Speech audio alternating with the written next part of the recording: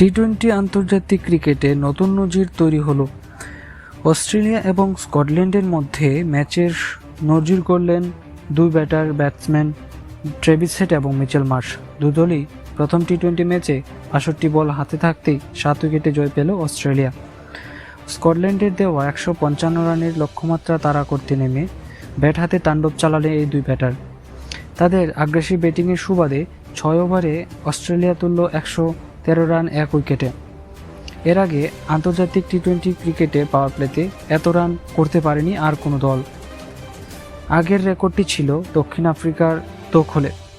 ২০২৩ সালে ওয়েস্ট ইন্ডিজের বিরুদ্ধে ৬ ওভারে ১০২ রান তুলেছিল প্রোটিয়ারা। দুই ব্যাটারের দাপটে ৯ ওভার ৪ বলে ৩ উইকেট হারিয়ে ১৫৬ রান করে অস্ট্রেলিয়া। এদিন অভিষেক হওয়া জ্যাক ফ্র্যাক্সেনবার্গার যদিও কোনো রান পেলেন না।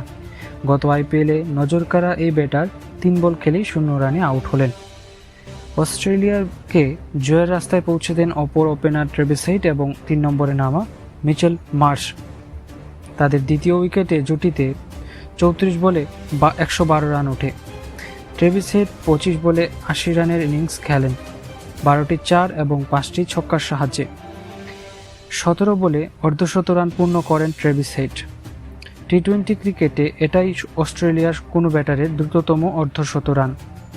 ২০২২ সালে মার্কাস স্টোয়নিসও একইভাবে ১৭ বলে ৫০ রান করেছিলেন টি-20 ক্রিকেটে। হেড স্পর্শ করলেন সতীর্থের কীর্তি। মার্শ ১২ বলে ৩৯ রানের ইনিংস খেলেন, ৫টি ৪ এবং ৩টি ছক্কার সাহায্যে। দুজনকে আউট করেন মার্ক ওয়াট, তিনি ১৩ রানে ২ উইকেট পান। শেষ পর্যন্ত অপরাজিত থাকেন জশ ইংলিশ, তিনি ১৩ বলে ২৭ এবং স্টোয়নিস ৫ বলে ৮ রান নিয়ে। এর আগে এই ২২ গজের পিচে স্কটল্যান্ড করে ৯ উইকেটে ১৫৪ রান। আয়োজকদের কোনো ব্যাটারই তেমন কোনো রান করতে পারেননি। দলের পক্ষে সর্বোচ্চ রান করেন ওপেনার জশ মুন্সি, তিনি করেন ২৮ রান এবং এছাড়া ম্যাথু ক্রস ২৭, রিচি ব্যারিংটন ২৩ এবং ব্র্যান্ডন ম্যাকমুলান ১৯ রান করেন। অস্ট্রেলিয়ার পক্ষে সফলতম বোলার হলেন শিন অ্যাবট, তিনি ৩ উইকেট নেন ৩৯ রানে। ২৩ রানে ২ উইকেট নেন বার্কলেট এবং ৩৩ রানে ২ উইকেট নেন অ্যাডাম জাম্পা।